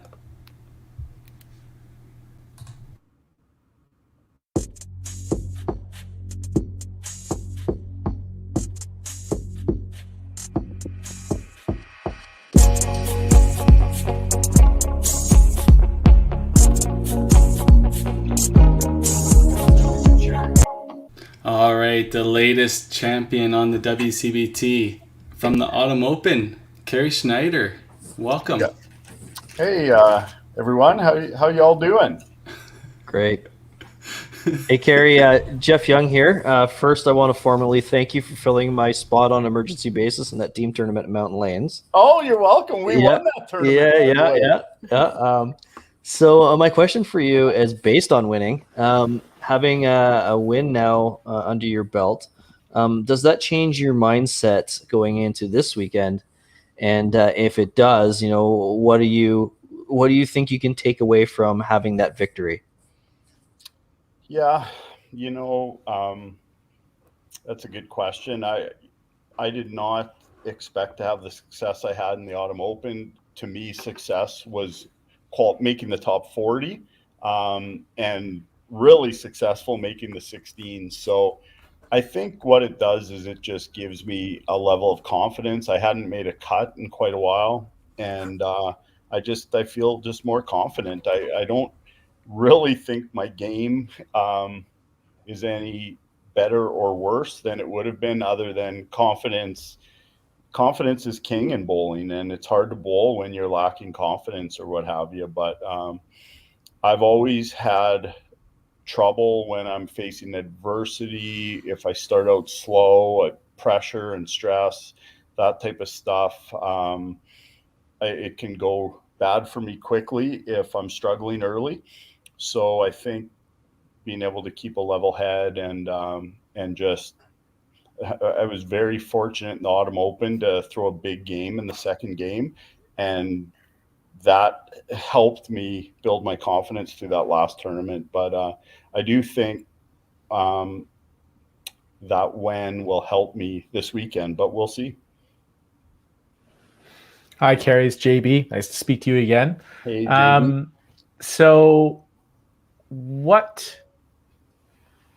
is there something in particular that you are looking for, whether it's mechanical or mental? Is there something in particular that you're sort of keying in on as an element to your success for this weekend? For sure. It's being mentally strong and pre-shot routine, staying within myself. Those are the key things that I've kind of been thinking about all week as I'm preparing mentally more for the tournament than anything. Had league Monday night and played pretty well.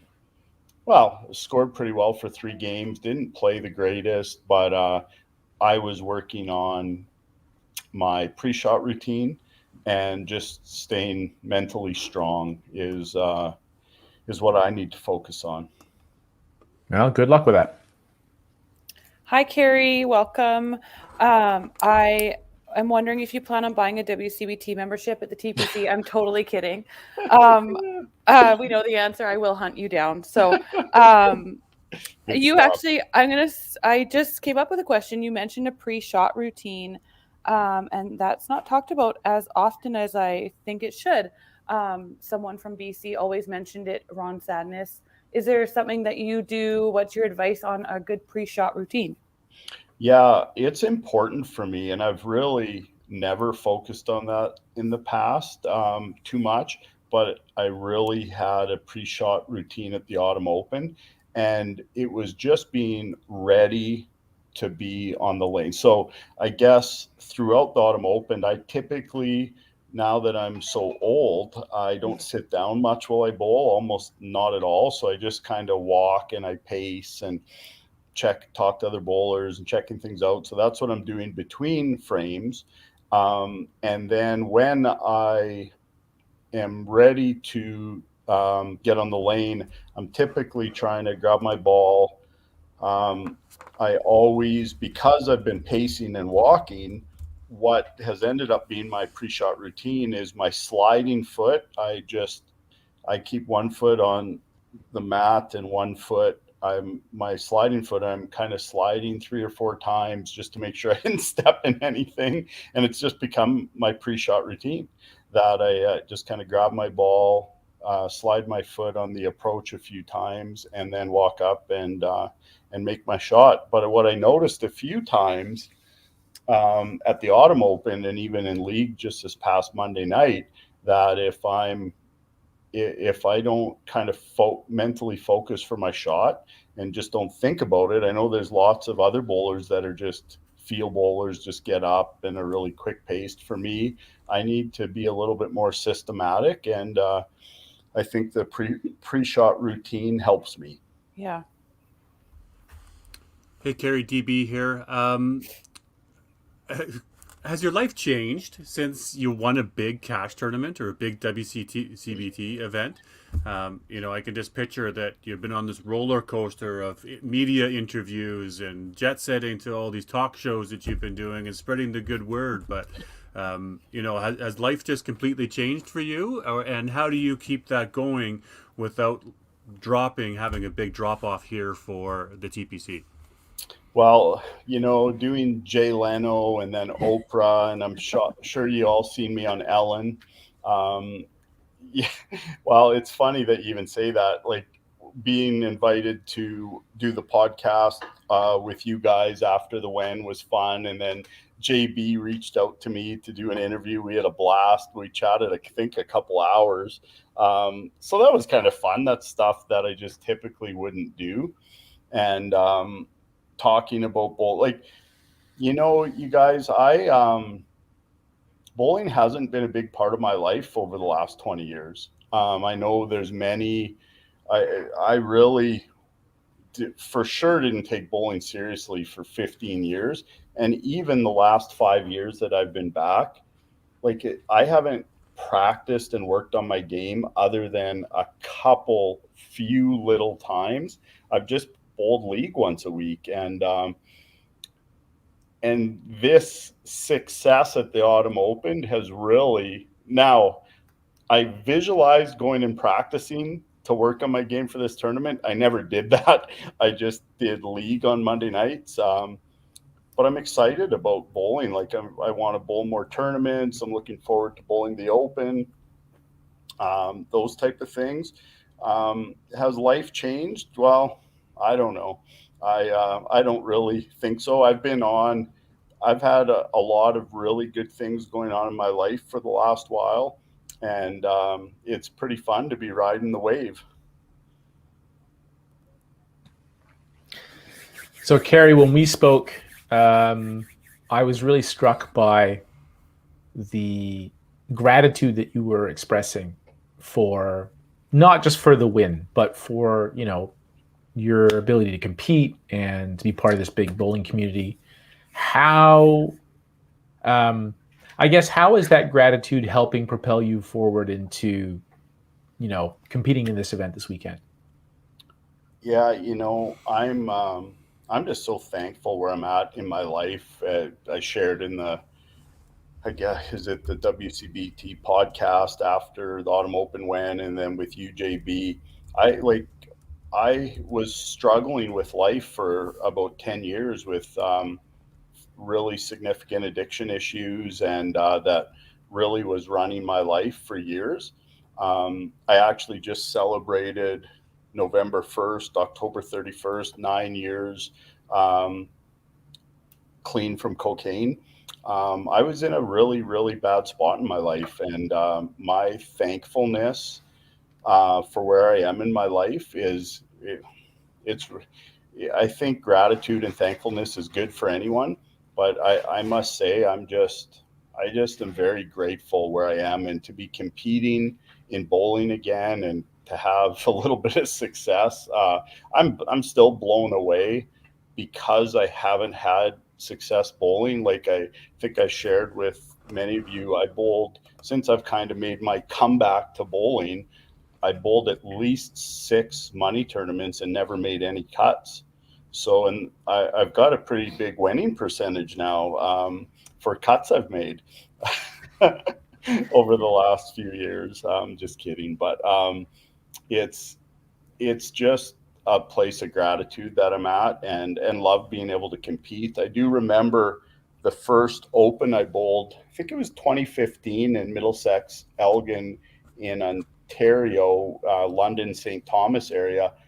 I was fortunate enough to be singles, and we were bowling at Sherwood Bowl in Hamilton there, which was so fun. And I just remember before the singles started, I walked up and down the lanes because I was removed from bowling for so long.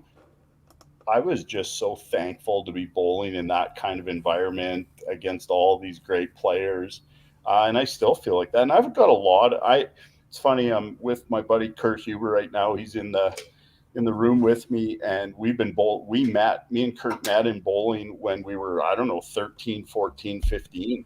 I've got many good friends all over Canada that bowl. And I was removed from that. And so there's so many young bowlers. I don't even know their names. Like, I looked at the list that I'm bowling with tomorrow. Over half of the 30 names, I don't even know who they are. At one time, I knew 90% of the bowlers. So it's fun kind of meeting the new people and seeing the young kids like Marcello. He's on my team in league on Monday nights, and he asked me to play the 4-player. Marcello's 17 in Regina. So I said, that'll be so fun. And I remember bowling when I was the young kid, when I was 16, 17, starting to bowl the money tournaments and into my early 20s. And so I'm really excited to bowl the 4-player with Marcello in Regina. Those are things that really excite me now. And to see all the great youth and the young kids that are just so good at bowling, it's fun for me. So thankfulness and gratitude, I think, is pretty important. I think it comes through, and it warms my heart to see it, and I'm glad to see that continue for you. And so good luck this weekend. Thanks, you guys. Have a wonderful day. Thanks for inviting me on. See you tomorrow. Before we let you go, Kerry, bowling balls and bowling shoes, what are you doing? I have no idea. You guys always ask me this. I did find out where I bought my bowling shoes.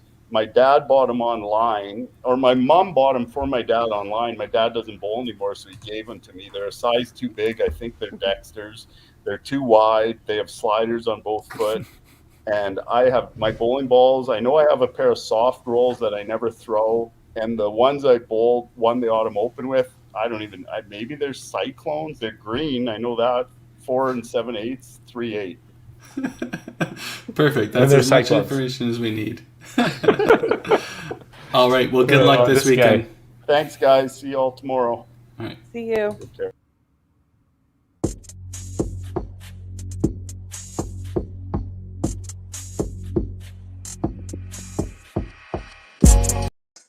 All right. And our last guest, our WCBT Vice President, Mr. Mark Johnstone, and fellow competitor. Thanks for joining us. Jen's other half, if people don't know. Not sure who's on the top of the list for this round, but take her away. I think it's JB. I think it might be. So, we were here not that long ago having a lot of these conversations about sort of what as a representative of the tour, what's your expectations for this weekend? What are you hoping to see happen? Well, I'd like to see the membership increase. That's for sure. I think I don't have the number with me. It's 65, I think, was members around there. And I'd like to get over 100 this weekend if we could. So that's one of our goals, is we hit over 100 this weekend and then some. So that's one of my goals. All right. Obviously have a good event. I'm part of the TPC committee as well. Just as running a smooth event, making sure everything goes smoothly, the lanes are in great condition, everything goes well. Yeah, that's the main goal. And sell some more merch like I always do. Hi from downstairs. My question for you is, I guess, well, it was going to be, what's your plans and hopes for the future of WCBT? You kind of answered that. Like, for future years, what are your thoughts on where we could go with it a little further? Well, addition of Winnipeg throwing an event this year, so hopefully that goes well and it's well supported and stuff. Due to personal circumstances, I'm not sure yet, but I think adding more events is always a good thing. The more events, the better. I'd like to see, add 1 or 2 more events. That's my end goal. Have 6, 7 events on tour, a couple in Saskatchewan, obviously a few in Alberta, 1 in BC, 1 in Manitoba. Maybe eventually down the road have a countrywide tour for sure too. So that's things that I would like to see. It's funny, Mark DB here. It's funny we've done this press conference here, and we're finally on to the last guest, and I think it's the first time somebody's taken a question out of mine, Jen. So good job Sorry. on that. But that's exactly what I was going to say. Was Mark, like, think big picture. 5 years down the road, 1,000 members, 7 different tournaments. How big does this get? Are we getting into live streaming, which we always do, commentating? Sponsorship. Can you talk a little bit about some of that sponsorship that's recently come in, and potentially on how big this can get? We got a bunch of new sponsors: AFA Forest Products, Sports Home Building Center, Lisa McKinnis Mortgage Broker. We got our Heartland Bull, A&B Express, Bradson Promotional Group, 5-Pin Universe is also sponsored too. So we got lots of new sponsors. Big picture, I want 10, 15 events. I want it Canada-wide. I don't want to have count 2, count 3. You play them all, you play none. Your points go towards your final total. I want big money, 20 grand at each event. Like, I want a sports network to pick us up, back up, TSN, Sportsnet, whoever that may be. That's a big picture stuff that beyond what I said earlier. Yeah. I'm kind of taking that a step further, and having marketing, as kind of one of your fortes. What do you think bowling as a sport needs to do to kind of get back into that sport station spotlight, where we can start seeing stuff being televised on Sportsnet or TSN or whatever it may be? I think the image of bowling is skewed a lot. The image of bowling is like the Homer Simpsons of the world and whatnot. I think that's it's quite skewed to what it actually is. It's not recognized as a sport. Maybe getting in the Olympics, even if it's just 10-pin, would be a start. I think changing the image of bowling, being professionals, acting like professionals, looking like professionals. I honestly think the shirts is a huge part of that. That's why I started in the first place, because people need to look more professional and act more professional, and they do if they have their awesome shirt and their name on the back. Having more money involved in the tournaments helps. So some of those things can really help. Hopefully that answered your question. Well, even if it doesn't, I'll go one step further. So obviously, the big things like finding more sponsorships, finding an in with one of the sports networks,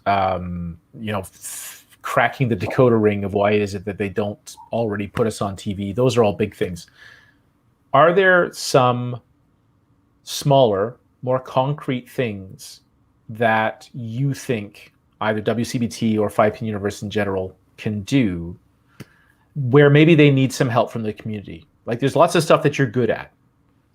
Is there something concrete where you would look for some help from the rest of the bowling community, that somebody out there can maybe do that thing and would help you take a big step forward to reach your longer term goals?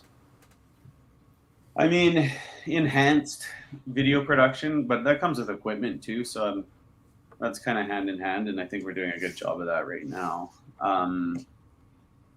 Honestly, my challenge sometimes, obviously, sponsors is a big thing. If I have time to ask, then I can probably have a lot more success, and that's where my challenges are, is having time to ask. But yeah, that's one of the classics, right? That most people who fail at fundraising just underestimate how important it is just to ask people. Yeah, and people fail at that all the time. You put a Facebook post out there, you're getting 1% of reach, or you might get 1% of the people actually acting on it. You have to ask people. You have to physically go up to everybody and ask them. And it works. It really does. Even if it's just a small donation and whatnot. And even it's showed with some of the stuff that we're coming in this weekend. But I don't want, and I don't want to sound negative here, I don't want everybody representing this brand either. We're a little bit protective of the brand, and I don't want anybody going and representing the brand, because I feel we have certain standards that we need to follow, and professional ways to ask and things like that. So it's a fine line of me putting it out there and getting all this help, but it's also, and obviously I probably need to delegate a little bit more too, but Typical. it's a challenge of who do I want representing my brand as well. It is, I'll expand on that a touch before I ask my next question, but it does tend to be the same group of us on the tour committee or board that are putting our hands out to the same groups. Like AFA is the company I work for. Schwartz is a customer of mine, but he's also sponsoring other things within bowling. So we're asking the same people. We just need that breakthrough person to say, oh, you know what, my company might be interested in that, to help us expand further. So that was a good answer, Mark. I noticed the background of Schultz's live stream there. He had a really cool Rose Bowl, I'm guessing, nod shirt. My question for you is, who has one of your favorite designs for a shirt? Can you remember which one is your favorite? Oh, I should have prepped you for this earlier. Yeah. Well, right now, I might be biased, but I like the Bombers shirts. Yeah. I like the design. I just like the way it pops. And I could tell I like a design when I use it for other people. I'll just change out the colors and whatnot. So right now, I think that's one of my favorite ones. I mean, I really enjoy doing some of the novelty type ones and seeing how happy the kids are when they get them and things like that. I do like that too. And even the new people, like I just did an order for a lady from Calgary, and Maria Wood referred me in, and then they just kind of went through the process, and I was like, holy cow, that's so awesome. And just I just really like seeing that kind of stuff. Just sometimes it's stressful with timelines and stuff, but I like seeing the happy people too. So You do a good job at it. Thank you. Shift to you, Mark, personally, from a bowling side of things. How are things looking for you on the lanes this weekend? You feeling good? You're playing tomorrow afternoon, the first shift. How's the game at? The game's going really good. After Calgary, I needed to reevaluate my mental approach to the game. I got really frustrated, and I was having trouble finding a line there. But I played Masters. I played really well. That's the best I played in Masters in a long time. Be in the top 5 after playing in Bonnie Doon and Sherwood Park. I'm pretty happy about that. A couple, a 2250 and a 2200. My game's doing really well. Going into this weekend, I have a different type of goal in mind. I don't have a score goal in mind. Obviously, I want to make the cut and I want to win and whatever else. But I have a process now in my brain that I need to follow, and that's my goal, is to follow my process. My process of patience is one of the big things that I tell myself. I've learned a lot from golf. Having patience is the biggest thing. There's going to be a bogey, and there's going to be a head pin, and there's going to be a frame where I count 10. It's just having patience, because I've had the ability to start throwing bigger games now, and just following my process. So my goals this weekend is just to follow my process throughout the whole time. And if I do follow my process, I think I have the ability and the confidence now that I can play well. That answers it. The process just may include Voltaren and Advil. Yeah, a little bit of that too. And let's of course ask the technical component question. What's the shoes, the balls, and what's the line you're looking to play? I use Dexter shoes. I play just to the left of the center arrow, so a little bit left to right. I do have the right to left option in the bag if needed, but I don't play that because I miss a little bit more than I would like. I went from like Schultz was saying, I've been doing a lot of watching and seeing who's playing well and who's playing well with what.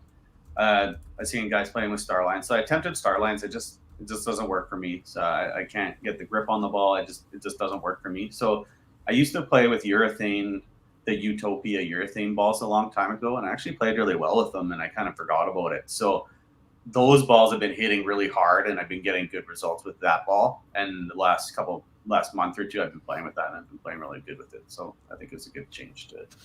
So yeah, Utopia balls and Dexter shoes. Mark, you talked about converging towards following a process and really committing yourself to that.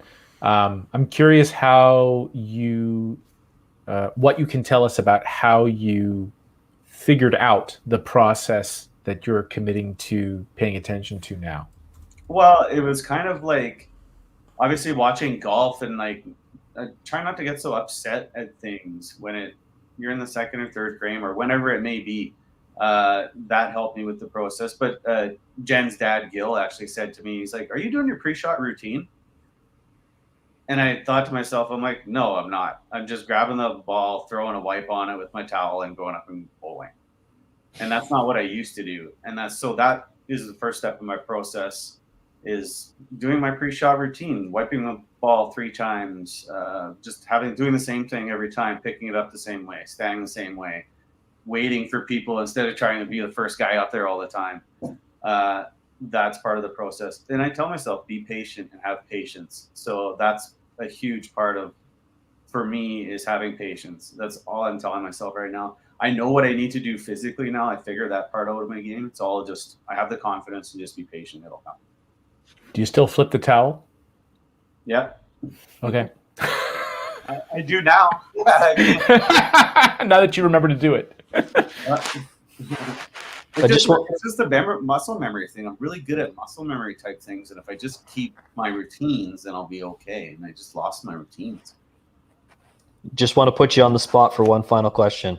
Sure. Cut projection. What do you think it's going to be? I think it's a little bit higher. I think there's a little higher quality playing this year. I think it'll probably be about 22-15, something in that nature. Perfect. Thank you very much, Johnson. That was great, great insight. I just want to thank all our media and everybody that's helped us out with this press conference. And good luck to everybody that's competing. And media, I hope you guys are going to be watching all weekend. All right, thanks, guys. I might play. Thanks, Gary, but just don't worry about it. Nobody wants to worry about me. I'm just a commentator. I said good luck. Yeah, I'll be watching. Thanks. I am definitely not playing, but I shall harass So people good. for memberships and merch. Jeff, JB, Yes, you guys coming to play? What memberships. shift are you guys playing? I'm going to take the shift of watching. I'll see if I can sneak 5 games in Friday afternoon. Yeah, you gonna play long? Yeah. Yeah. Perfect. Well, thanks again, guys, for taking the time to do this. And we hope everybody enjoyed. All right, thanks, guys. Thank you.